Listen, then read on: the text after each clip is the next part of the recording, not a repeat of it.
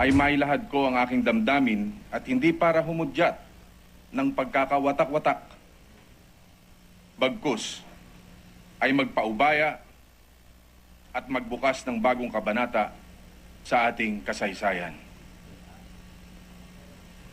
Mr. President, nasabi ko na nga po dati, malinis po ang aking konsensya. Ngayon na naisampa na ang kaso laban sa amin, hayaan nyo na pong harapin namin ito sa husgado. Ipaubaya na po natin ito sa korte at doon ko na po ipagtatanggol ang aking sarili. Ang atensyon na itinoon sa amin, itoon na natin sa mas mahalagang bagay na magbibigay kaginhawahan sa ating mga kababayan. Napakarami pong hinaharap na problema ng ating bayan na mas nangangailangan ng tama at mabilisang solusyon. Isipin na muna natin ang bayan, ang ating mga mamamayan, ang kanilang mga pangunahing mga pangangailangan. Tama na ang batuhan. Tama na ang siraan. Kung mamarapatin, may panawagan po ako sa ating mahal na Pangulong Aquino. Alam ko pong marami tayong di pagkakaunawaan sa usaping politikal, Ginoong Pangulo. Ngunit, iisa lang ang hangarin natin para sa bayan. President Aquino, nakasalalay po sa inyo ang kinabukasan ng bansa sa loob ng natitira pang 2 taon bilang Pangulo. Sana ay gamitin mo ang iyong kapangyarihan para masolusyonan ang mga suliranin ng ating mga kababayan. Una na nga dito ay ang pagbibigay ng hanap buhay sa marami nating mga kababayan nang sila ay makapaghatid ng pagkain sa kanilang hapagkainan. Pabilisin pa sana ang pagkilos sa ikaaayos ng kalagayan ng mga biktima ng Bagyong Yolanda na hanggang ngayon ay sabik na sabik pa rin sa ating kalinga. Pag-ibayuhin pa sana ang paglaban ng mga pulis sa kriminalidad.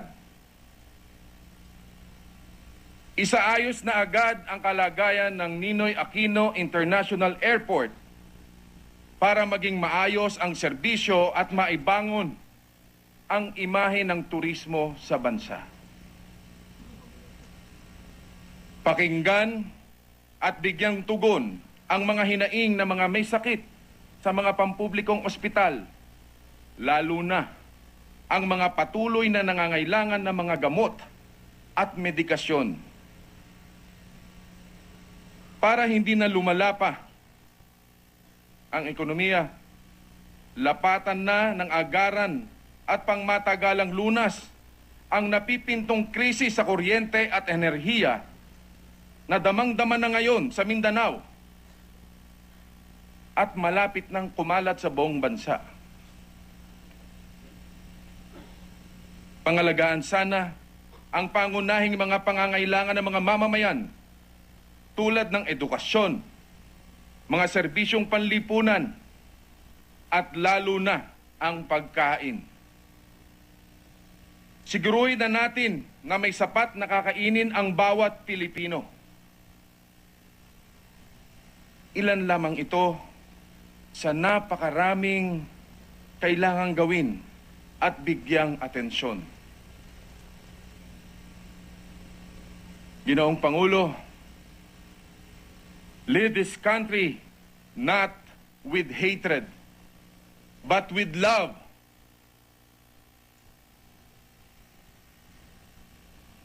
Lead the country towards unity and not partisanship.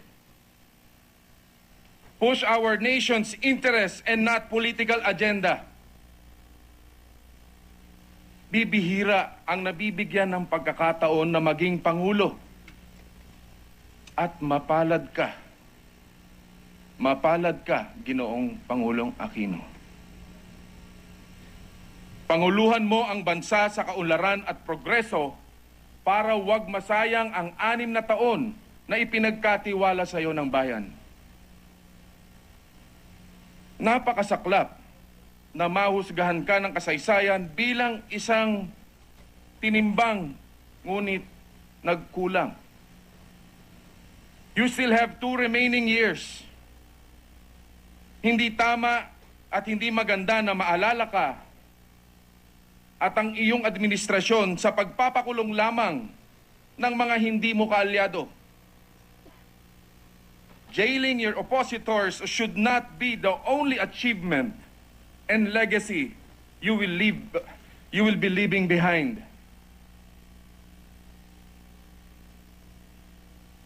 Sana po ay lubos na tayong magkaisa at magtulungan.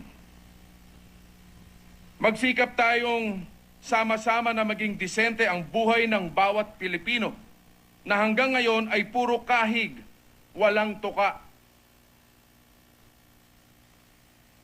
Hindi ako nagdududa na kaya ng bansang umahon sa pagtutulungan ng mga pinuno. Maraming magagaling sa Kongreso, sa burokrasya, sa pribadong sektor. Ang kailangan lang ay magkaisa. The remaining 2 years is still enough. Kaya mo pa yan, Ginoong Pangulo. Kaya natin ito. Mayroon na tayong pagkakataon ngayon na mula sa pagkagiba ay bumangon bilang mas matibay na bansa. Ang hamon ngayon ay palakasin muli ang tiwala ng tao. Magagawa lamang ito kung ang mga pinuno ay magbibigay ng malinaw na halimbawa. Ang hamon ngayon ay bumaba tayo sa tao. Alamin ang kanilang mga tunay na pangangailangan at magkaisang pakinggan at tugunan ang mga hinaing ng bayan. Tama na po ang awayan. Tigilin na ang politikal ng paghihiwalay. Tama na ang pambebenga. Ang magkakaibang kulay ng ating bandila ay dapat sumagisag ng pagkakaisa at hindi pagkakaiba-iba. Adhikain ko po na sana mula ngayon ay wala ng dilaw, wala ng orange, wala ng berde, wala ng asul, at wala ng pula. Iisa lang ang dugong nananalaytay sa ating mga ugat. At yan ang dugong Pilipino. Isang dugo, isang diwa. Gamitin natin ito para tayo lubusang magkaisa, umunlad at lumigaya para sa bansa.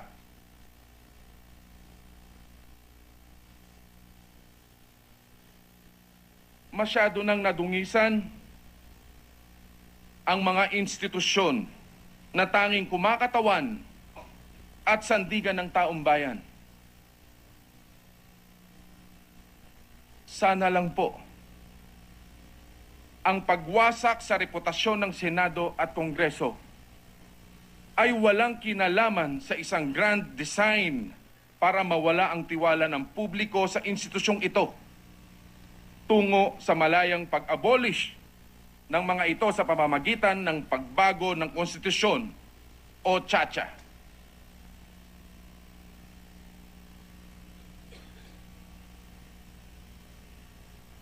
Mr. President, napakarami na pong mga tao ang nabanggit sa usaping PDAF. Napakarami na pong nasasaktan. Napakarami nang nasira ang buong pagkatao dahil sa pagbato ng putik na parang alkitran na kumakapit sa balat at tumatagos hanggang kaluluwa. Pag nabanggit ka, tapos ka. Hanggang sa kaapu-apuhan mo, wasak ka. Buhay ka pa, ibinuburol ka na at papanoorin ng buong mundo. At ililibing ka pa. Kaya nananawagan ako sa mga media. I appeal to our journalists' commitment to responsibility and their sensitivities. Napakahirap pong bumuo ng pangalan. Pero sa isang iglap, ay durog na ito. Mr. President, paano po kung pagkatapos ng lahat ng ito, ay mapatunayang walang sala at inosente ang isang taong nawasak na? Paano po, Ginoong Pangulo? May pag-asa pa kayang malinis? May pag-asa pa kayang malinis ang kanyang pangalan o maibangon niya pa ang kanyang pangalan at dignidad? Regardless, Mr. President,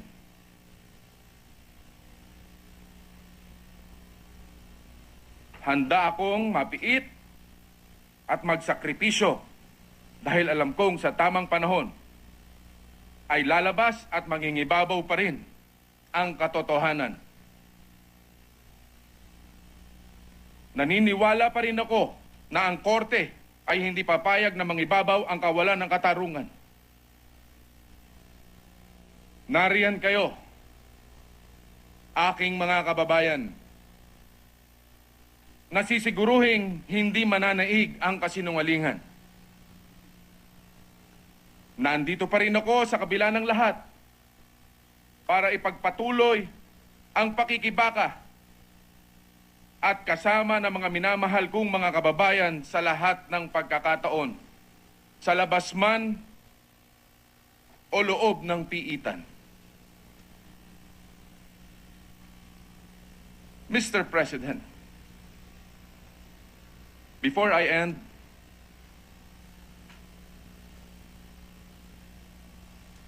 I also have a list.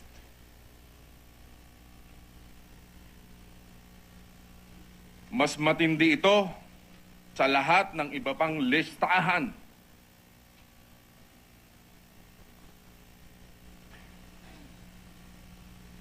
Para sa ikabubuti po ng bansa. Hayaan niyong ibahagi ko sa inyo ito. Wala akong itatago.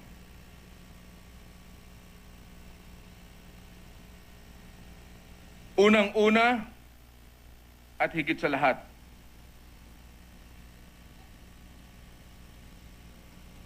nagpapasalamat ako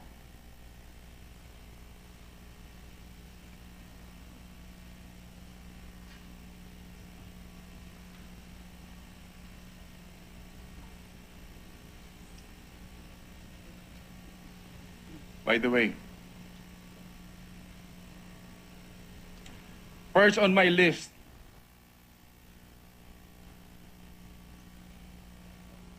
is God.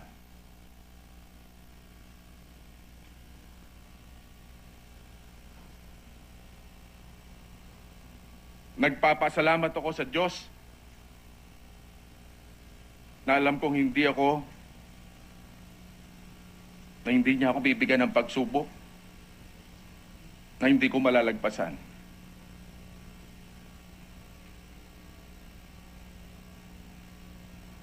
Lord, salamat po sa pagkakataon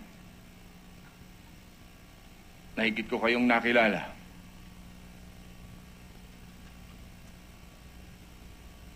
Thank you for walking with me during these times of trial.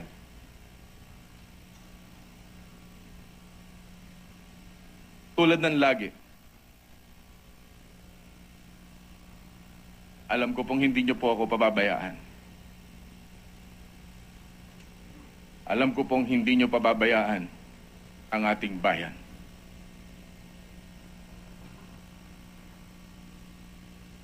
Pangalawa po sa aking listahan ay ang aking ama at pamilya na patuloy na nagbibigay sa akin ng lakas at tibay. Daddy, alam ko pong nanonood kayo.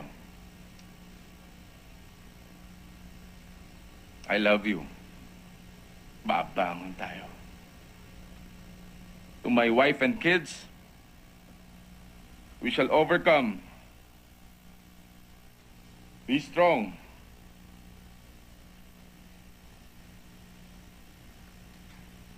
Ipagpatuloy nyo at higit pang ibayuhin ang pagtulong sa kapwa.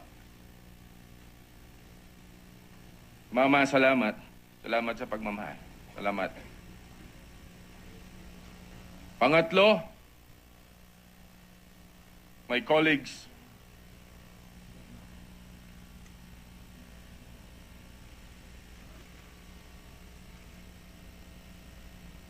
Senate President Drilon,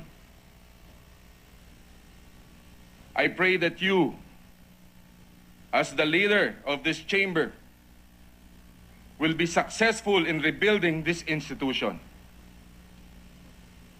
Ipaglaban mo ang institusyong ito.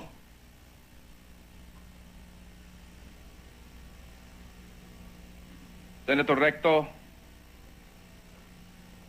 a true gentleman, your economic foresight and expertise continue to benefit the country. Saludo ko sa iyo, pare. Senator Alan Peter, I wish you good luck in all your endeavors.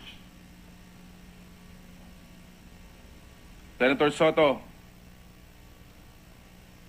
di lang kita tito, kuya pa. Marami akong naipasang batas noong majority floor ka. It is an honor working with you.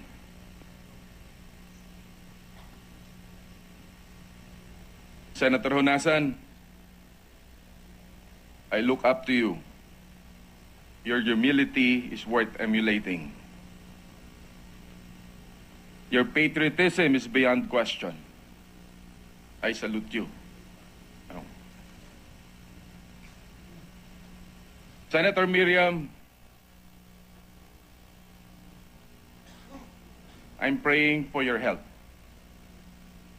Get well soon, Mom. The Senate needs your expertise.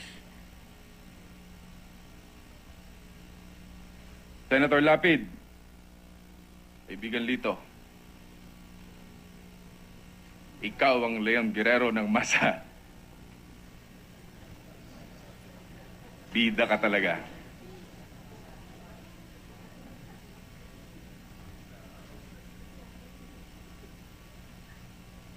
Senator T.J. Gingona,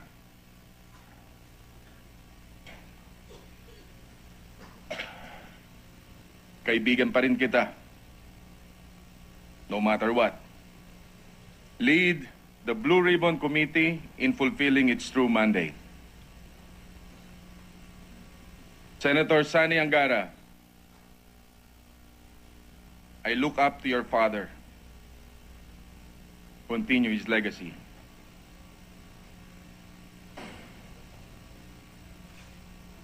Senator Grace Poe, salamat. Nakita ko sa iyo ang puso ng iyong ama, ang tunay na panday. Pagpatuloy mo ang hangarin niya para sa bayang ito.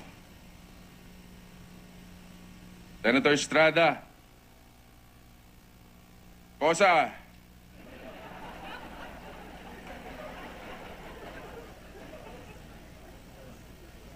hanggang dito ba naman magkakasama pa tayo?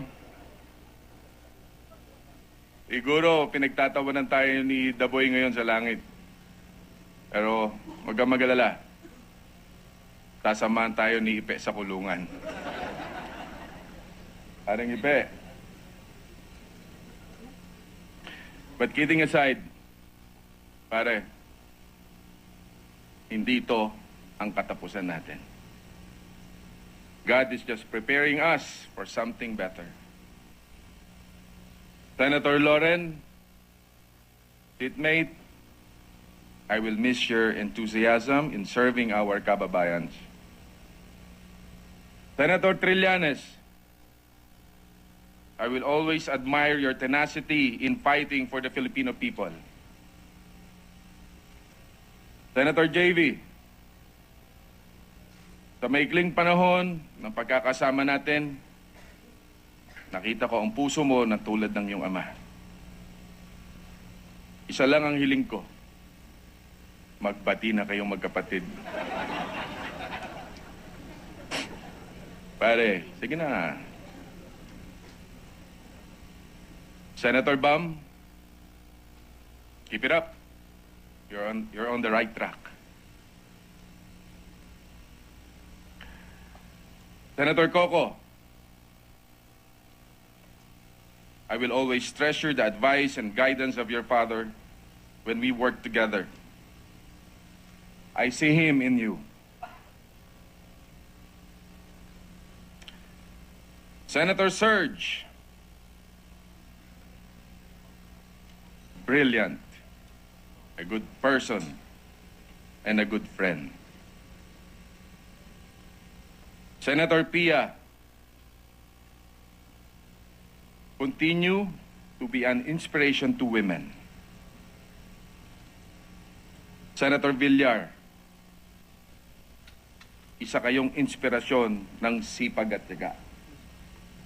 Mabuhay ka, Ninang. Senator Cheese, please be careful with your heart.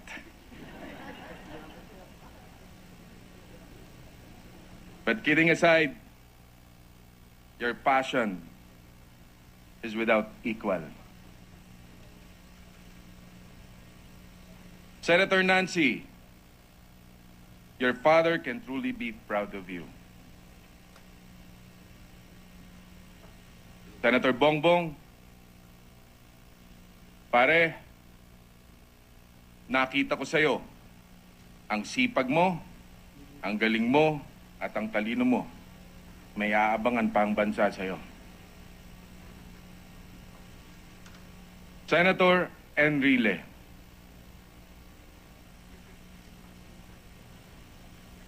Manong, I can only wish I live a full life like yours. One of the greatest leaders of this country. Your brilliance, your experience, brought a culture of excellence not only to this institution, but to every institution you have led. You are undoubtedly the ultimate statesman.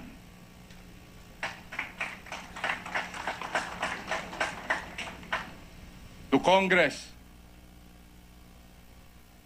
ibangon natin ang nayurakan na institusyon. Pagsikapan at pagtulungan natin na hindi na muling mangyari ang ganitong yugto sa ating kasaysayan.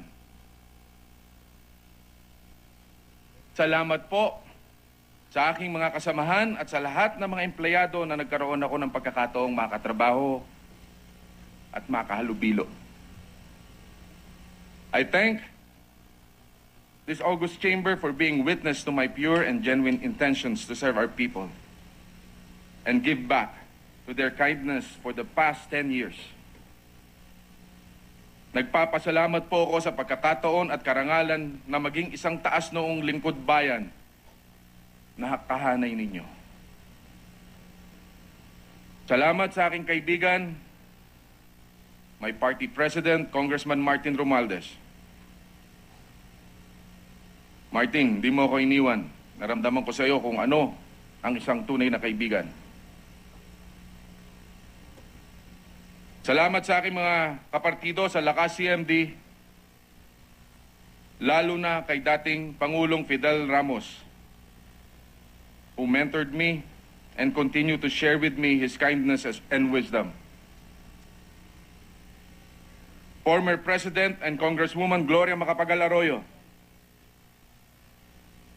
you have always been in my prayers, and I will always continue praying for you.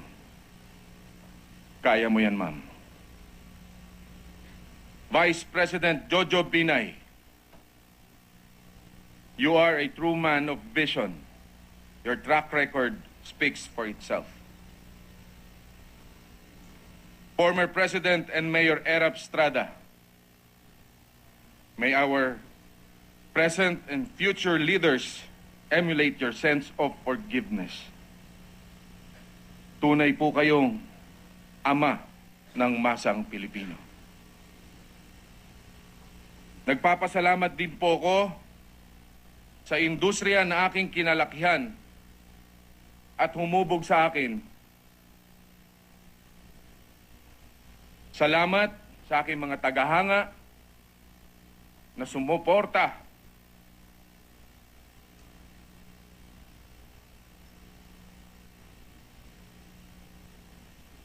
at tumakilig sa akin bilang artista sa pelikula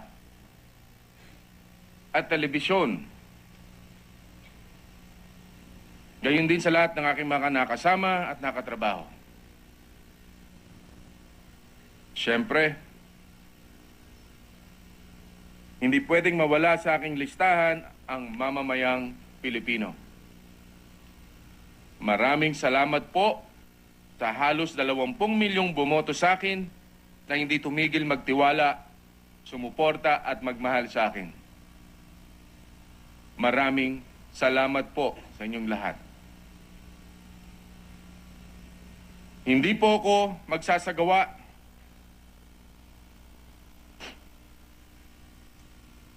sa aking mga tagahanga.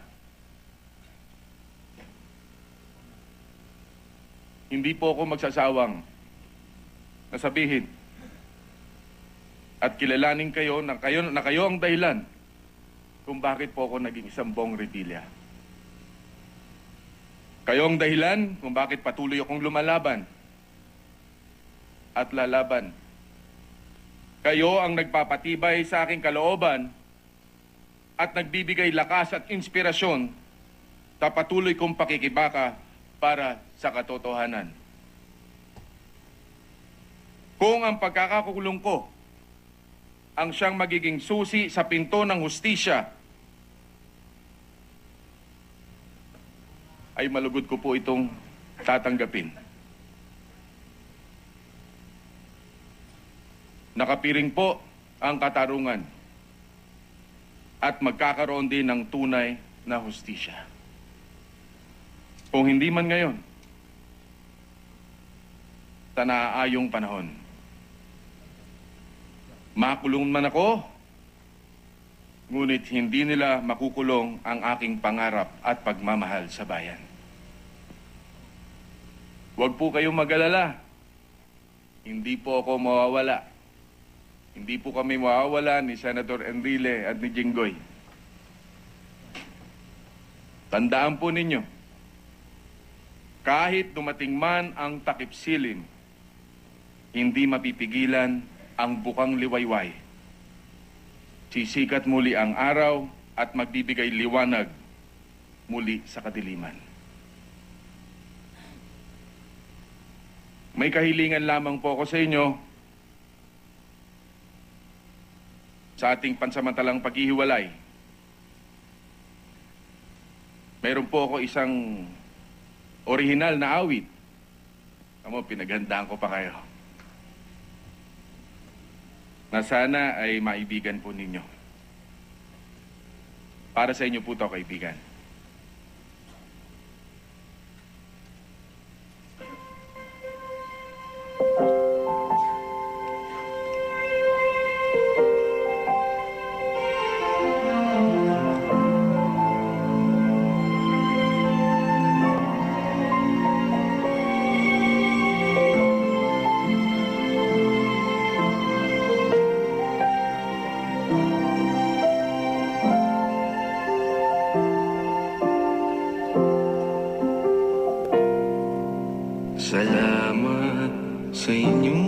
pagmamahal, sa tiwala, pananalig at dasal. Ang pagsubok sa ating buhay ay hindi magtatagal. Katotohanan lilitaw sa gabay ng may kapal. Kailanman ay di nang iiwan, sumama, nanalig sa anumang laban. Ngayon ang buhay ko ay pilit na dinudungisan, ngunit di ako papayag, hantungan may kamatayan. Salamat mga kaibigan, kailanman ay di malilimutan. Kung ito man ang kapalaran, nananalig pa rin sa katotohanan. Salamat mga kaibigan, kayo ang aking tanging sandigan. Pagmamahal nyo ang nagbibigay kalakasan. Habang kayo ay nariyan, lagi lamang tatandaan, ikaw ako, ako ikaw, magkaibigan.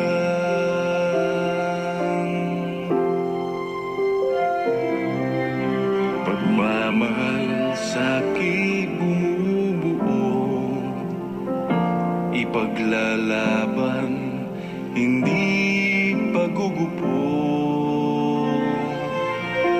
Muli akong babangon at pagdating ng panahon.